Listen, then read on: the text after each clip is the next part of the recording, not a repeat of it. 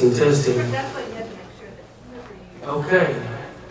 Jason, we're glad you made it. We're going to start off this morning with a gentleman that does forecasting.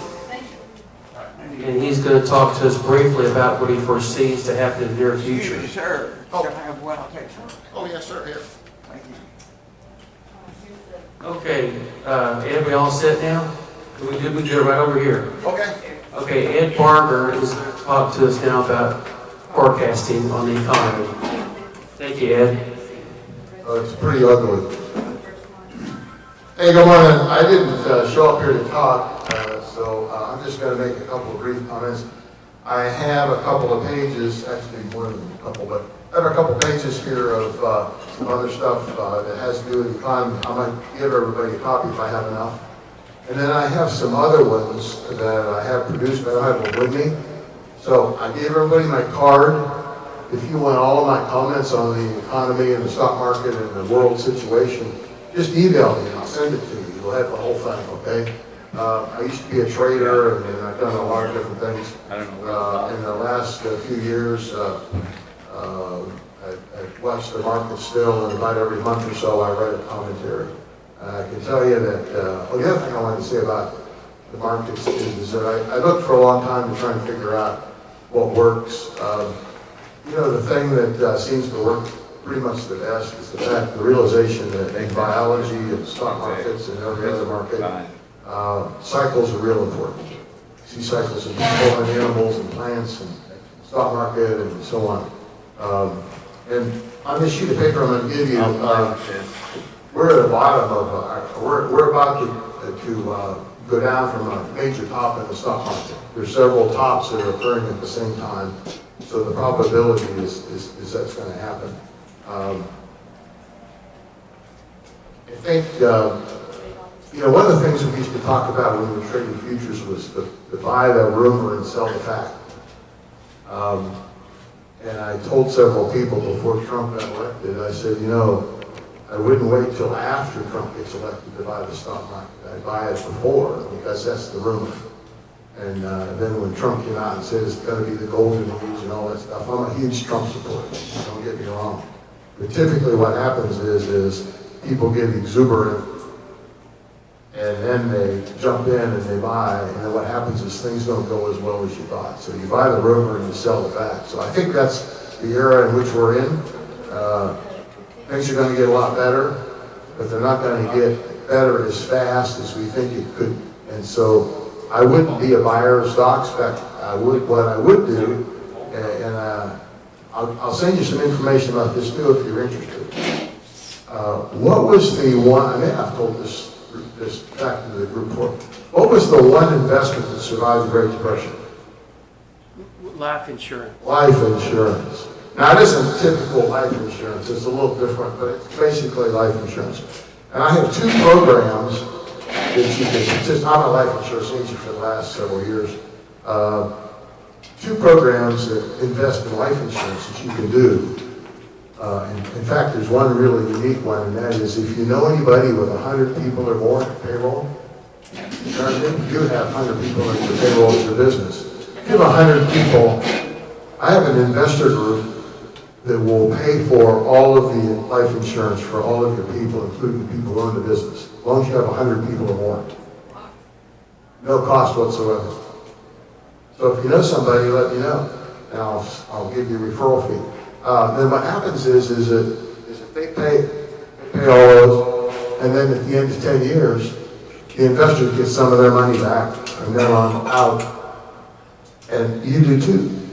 And so you take advantage of compound interest and tax-free earnings. That's why it works. A lot of rich people and well-to-do people and Hollywood people do this. The group that I'm with, the investment bankers that we're with, have been doing this since 1982. And we have a conference call with them every week. It's just incredible, the numbers. That was the only thing that survived the Great Depression. Everything else got dinged one way or another. So if you're interested in looking at that, email me. I can send you some information. So what I would do, if I were in the stock market, I would certainly take out whatever part that you can't afford to lose. Do something with it. You buy some gold or silver. Gold and silver is probably going to dip down one more big time and then it's going to go up. You do some of that for protection. How far do you think it's gonna go down? I think it's going to go down dramatically. Like down in the silver, as maybe as low as, Oh, silver. No, it may have already gone down. It was due for a dip here and here. You made a little dip. It maybe headed up now. I don't know. I wouldn't be worried about buying silver at any time, actually, whatever the price is. You just think it's the stock market that's going to be really. The stock market's going to top out. Yeah, I may have confused people. Yeah, the stock market's going to make it. It's already probably being a major top, very major top.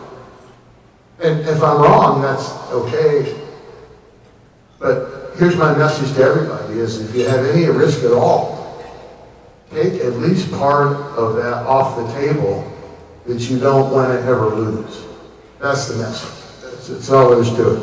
I've got some programs you can put in life insurance and other things. If you're in that category, just email me and we'll see if we can help you somehow. can you explain the life insurance thing a little bit? I don't want to get into all that. Email me. Email me. I'll send you some information. I don't want to. Yeah. Just email me. I'll send you whatever you want to know. Okay. I'm gonna give you. Oops. It takes about 3 seconds, leaving it down, and it'll come back on. Oh, okay. Oh, I do. Yeah. Okay. There we go.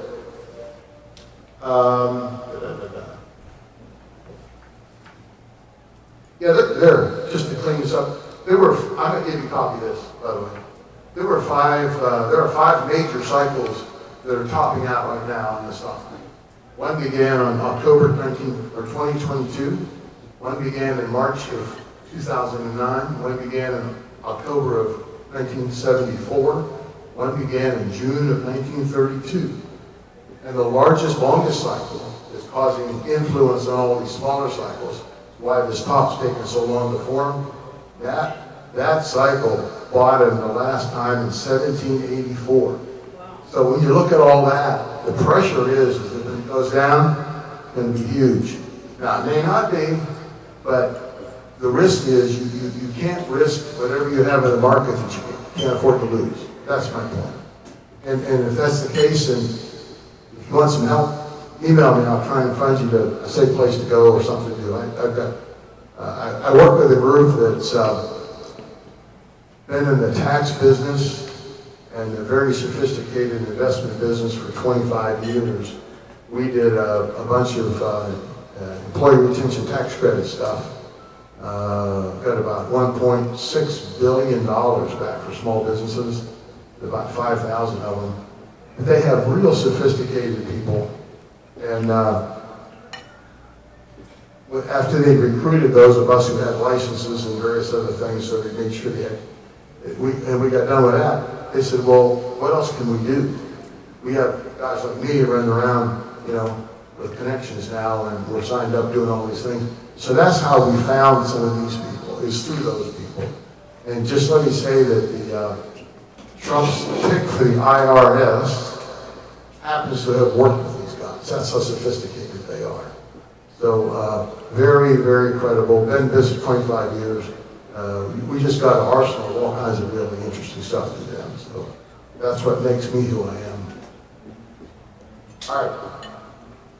Email me if you have questions. I'd rather answer your questions specifically than give you a generalization. Okay? I might hand these papers out to you. I'll get a copy of what I have here with me. Okay. Well, thank you very much for taking the time. Well, thank you. Thank you.